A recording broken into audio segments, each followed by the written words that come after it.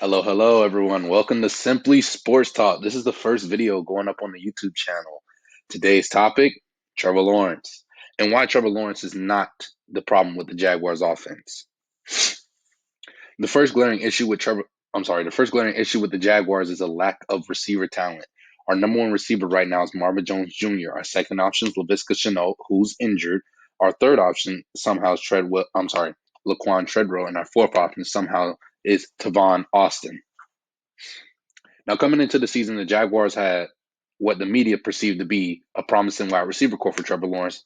They perceived they believed that he would have some toys, some nice receivers. But at the beginning of the season, week one, DJ Shark, our number one option, who really is a number two, got injured. So then we were down one man.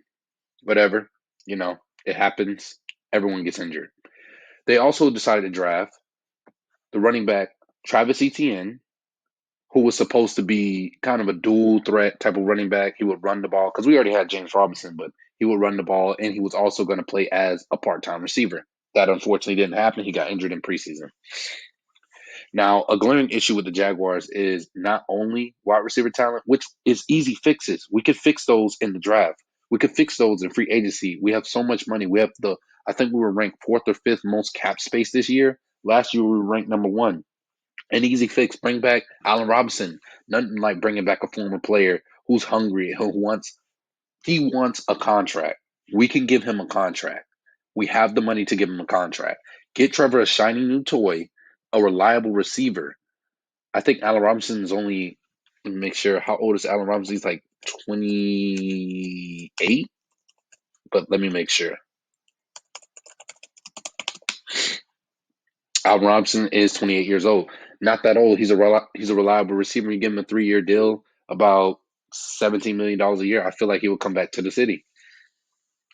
Not only is receiver talent an issue, we also have a problem with the health of our receivers. As DJ Shark, as I mentioned, with the number one option, he's been injured since week one. We've had receivers getting injured in and out the rotation. It's hard to build chemistry when your receivers aren't consistently on the field. I heard there was a report that Gardner Minshew and Trevor Lawrence at the beginning of the season, before the season started, were splitting reps with the starters, which makes no sense as he wasn't able to build as much chemistry as he possibly could with his number one receivers. The receiver health is an issue as DJ Shark, as I mentioned earlier, he was injured since week one. Marvin Jones and Laviska Shenault have been in and out of the rotation because they've had fluky injuries here and there, ticky-tack injuries. They've missed a week or two. Nothing serious. But we had a spark in the middle of the season named Jamal Agnew. Jamal Agnew was a spark, sort of like a spark plug, I won't say came out of nowhere, but the fact that he was a special team guy who got converted into our offense was a pretty good idea. My only problem with Jamal Agnew was I didn't feel like he was a legit receiver. I felt like he was just a playmaker. And if you want to get him the ball like a 5, maybe 10-yard route at most and let him run up the field, let him do that. But when you're asking him to run these 25 long routes and these routes that he's not used to running, I saw him drop multiple balls, which I can't really blame him as he isn't a receiver. He's more of a special teams gadget type player, which is fine. But um receiver health has been an issue as Jamal Agnew has went down, DJ Shark has went down. Recently, Laviska Shenault was down. So who was Trevor throwing to? Marvin Jones and Laquan Treadwell and Tavon Austin. Imagine that. Imagine that your franchise quarterback is given players such as Tavon Austin, Laquan Treadwell, and Marvin Jones Jr., who has severely underperformed, as I thought he would become a 1,000-yard receiver, as him and Trevor at the beginning of the season, in the middle of the season, had the most chemistry. That's what it looked like on the field. They looked like they had chemistry, but he's very wishy-washy, as he will sometimes perform, but then he won't also come to play. Or maybe he's not getting the ball. I'm not sure. But all I know is he's not consistent. And his other two options are Laquan Treadwell and Tamon Austin, which are not good second and third options. Getting off the receivers, another issue the Jaguars have had is the offensive line health. The offensive line has been pretty good, to be honest. The offensive line has been pretty good so far this season. The offensive line has only allowed where was it? They've only allowed 29 sacks, and that's about middle of the pack. Dak Prescott has been sacked, for example, 28 times. Justin Herbert's been sacked 28 times. Patrick Mahomes 27 times. So he's about middle of the pack. For example, the top 5 most sacked quarterbacks in the NFL are Zach Wilson, 35, Justin Fields, 36, Lamar Jackson, 38, Ryan Tannehill, 45, and Joe Burrow, 47. Two of those guys being rookies. I have noticed that Trevor Lawrence is very good with moving up in the pocket to avoid certain sacks, but as the season has gone on, he's been trying to play more hero ball, and he's been taking unnecessary sacks, trying to extend plays, et cetera, et cetera. But the offensive line health has been an issue as Brandon Linder, our star center, who, in my opinion, is a top 5 center in football, he has been injured since week 3. And I heard Trevor Lawrence talking about how he makes it so much easier as he identifies the blitzers. He makes Trevor's life easier. And when you give Trevor Lawrence a nice player like Brandon Linder who makes his life easier, and then he's only given him for 3 weeks and he's no longer able to use him, that's an issue. That is an issue. Trevor Lawrence has been he hasn't had nothing has came easy for Trevor Lawrence. For example, receivers have been running the wrong routes. I've seen it multiple times. I saw Trevor Lawrence once talking to his receiver saying, "You shouldn't have ran there. You should have ran here, or you shouldn't stop here. You should have stopped there." And he was just talking to his receivers because some of these guys aren't receivers. Tavon Austin is not Devontae Adams. He's not Odell Beckham Jr. He's not Calvin Ridley. He's not Allen Robinson. He's not even guys such as the Steelers. What's that young man name? Even guys such as the Steelers wide receiver. I can't think of the young man name, but he's like the number Chase Claypool. He's not even that level of receiver. Jamar Chase, etc. None of these guys are legit ones. None of these guys are legit threats to teams. No one is scheming up and waiting, or no one is staying up at night scheming for Tavon Austin and Laquan Treadwell. You're scheming for Devontae Adams. You're scheming for Jamar Chase. You're scheming for A.J. Brown. It's just a different level of receivers that we're talking about. And the fact that there's Tyreek Hill, there's so many great receivers in the NFL, and yet Trevor doesn't even have one. He doesn't have a really good tight end either. Dan Arnold was a solid tight end. Solid tight end. I feel like we won that trade in between C.J. Henderson and Dan Arnold, but he's not Travis Kelce. He's not George Kittle. He's not Darren Waller. He's not Mark Andrews. He's not Mike Gesicki, who is an emerging tight end in Miami. He is actually really good. It's just we don't have receiving talent for Trevor. That is the biggest issue. Receivers not only ran the wrong routes this season that I've seen multiple times, receivers have been dropping the balls. And when you have a rookie quarterback who isn't the most accurate guy, I'm sorry. I'm going to call him out. He's not the most accurate quarterback, but he is accurate. He's accurate. He's not inaccurate. He's accurate enough. He is a rookie. So, yes, he's going to throw it past you, over you, below you, behind you. You got to make it easy for this guy. You gotta make his life easy. And when you're not making his life easy by dropping the passes because they're not perfect, you're making his life harder than it has to be. He's a rookie. He's gonna make mistakes. I've seen Tom Brady miss players all the time. Tom Brady misses throws all the time. He's been in the league for over 20 years. So the concept that a rookie isn't deadly accurate is crazy. That's insane to think. Some of my peers in the media talking about Trevor Lawrence is an inaccurate quarterback. No, he's not inaccurate. His receivers drop balls that aren't perfectly on the dime. They're not perfect. Sorry. They're not perfect balls. Another issue is Trevor's not able to throw these balls because his receivers aren't creating enough separation. When your number one receiver is Marvin Jones for most of the season and Laviska Shenault, Laviska was supposed to be this amazing wide receiver. I was hearing reports that he was dominating practice, all this, and yet in game he hasn't nearly lived up to what the hype of around him was in the offseason. So many Jaguar fans were excited to see what Laviska Shenault would do, and yet he's done nothing. Nothing. Marvin Jones has he's been a mediocre signing, to be honest. I could look up his stats right now. I don't feel, even if his stats say otherwise, I don't feel like he's an amazing receiver right now. Let me see. 700 yards, 3 touchdowns. I mean, look at years previous. 978, that's basically 1,000 yards with 9 touchdowns. Almost 800 yards, 9 touchdowns. And to keep in fact, The season has an extra game. There's an extra game in the season. So it's even more, you have even more chance to get more yards. If you look at his receiving numbers, this is the lowest he's at average. This is the second, or I'm sorry, the third lowest he's had in his career. This is the lowest he's had in his touchdowns, except his rookie year. Like, this is not a good season. It has not been a good season for Trevor Lawrence. I'm sorry, for Marvin Jones Jr. He's only had one 100 receiving yard game, and it was 100-0-0. 100. It wasn't like 130, 140. No, it was 100.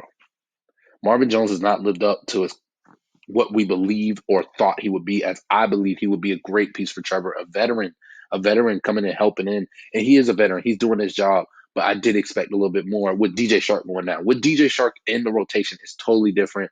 DJ's going to take some of the yards. DJ's going to get some of the plays, but without DJ Shark, I was expecting him to step up a little bit more than he has. Maybe in the locker room, he's such a leader in the locker room that we don't see, fans who don't see, but what I've seen on the field is I believe his production should have been higher with the circumstances he was in. Laviska Shenault, he doesn't create separation. Marvin Jones struggles with separation, but Laviska really struggles with separation. Laviska Shenault is not fast enough. That's just a simple fact. He's not fast enough. And he's not shifty enough. He's not a shifty receiver. He's not a fast receiver, and he's not a big receiver. So what, as a receiver, does he excel at? Catching? No, he drops a lot of balls. 50-50 balls? No, he doesn't win those either. Creating separation? Nope, he doesn't get open. Is he blazing fast? Nope, he's a little bit above average. What does Laviska Shenault do that is excellent? He doesn't do a single thing excellent. For example, Tyreek Hill has excellent speed. Calvin Johnson was excellent in 50-50 balls. Larry Fitzgerald has excellent hands. He catches everything. Stephon Diggs, excellent separation. Devontae Adams, excellent release.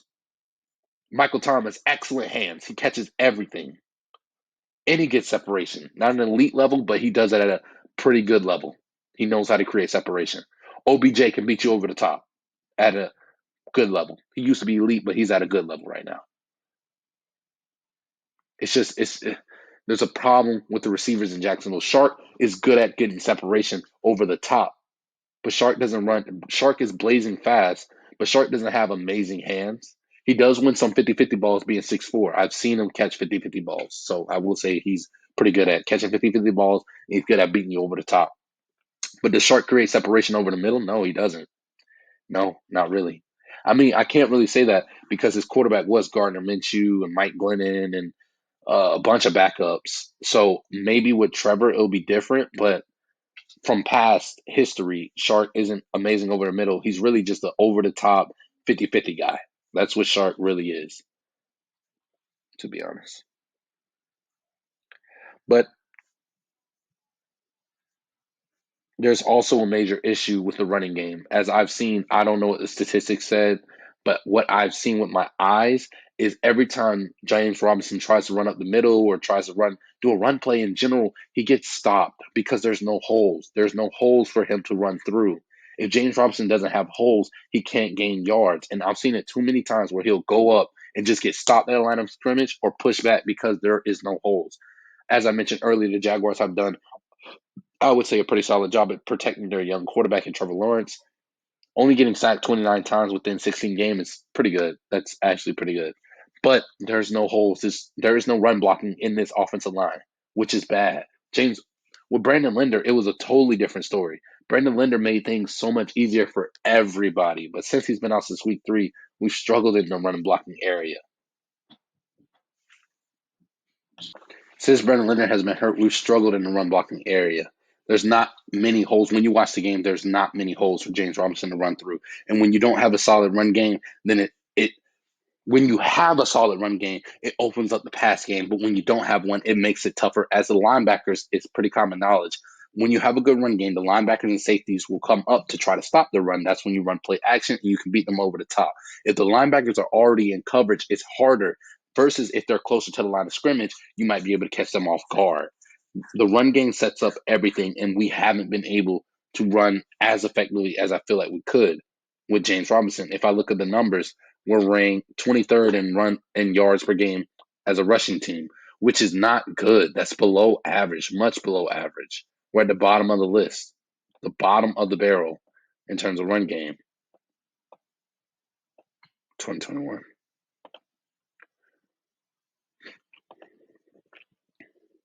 And as you can see, the Jaguars are on a more than 4 game losing streak, but we've been on a losing streak for a while, and we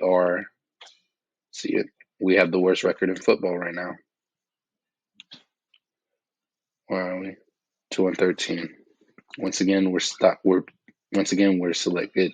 We're favored to get the number 1 pick, which I do want the number 1 pick, but I'll elaborate that in the future about who I want for number 1 and why I want us to get the number 1 pick. That's not important right now. Also, Urban Meyer has been fired for how long has he been fired? 2 weeks? I think 2 weeks, 3 weeks, no more than 3. He's been fired for a few weeks now, and the offense feels a little bit more lively and alive. As when Urban Meyer was a coach, it felt dead and didn't feel creative. And when they did get creative, it was very predictable. The offense looks much better with Darrell Bevell, but I don't want him to be our permanent coach. I don't want that to be our permanent coach. I'll elaborate about that in the future. But Urban Meyer, ever since he's left, he was such a bad coach, and it was really bad for the culture, extremely bad. He was supposed to be a culture changer, but he ruined the culture even more. I will talk about that in the future. Let's not get into that. But as I was saying, when Urban Meyer was a coach, the play calling was horrible. I remember multiple times where we went for it on 4th down and we didn't get it, which I can't really get upset with Urban Meyer about that. But those missed opportunities have costed us wins. And those missed opportunities have resulted in our record being 2-13. We're at where we're at because of those missed opportunities. We're at where we're at because the play calling was bad, and maybe it was driving up the field, but 3 and out. It's just the play calling was not very creative and very lively, as I would say. But to wrap this all up, Trevor Lawrence is a rookie, and people need to understand he's a rookie. I don't know why people are rushing to put a label on Trevor Lawrence, even though he's in such a dysfunctional franchise right now. His coach has been ranked as one of the worst coaches in NFL history. His offense isn't helping him as a rookie. His receivers aren't helping him. It's just a mess that Trevor Lawrence is in right now. And I'm not getting upset with Trevor because if you actually watch the games, you would see the potential, the throws he makes. He makes throws only, I would say, the best 10 quarterbacks in the NFL can also make. The difference is they're in better situations. I do believe in the upcoming future, hopefully the Jaguars will be able to turn it around. But right now, Trevor Lawrence is in a very dysfunctional franchise. And if you don't see the potential of Trevor Lawrence and his ability to play football, I don't know what to tell you. Thank you for watching my video. Make sure to like, comment, and subscribe. This is Simply Sports Talk signing out. Bye.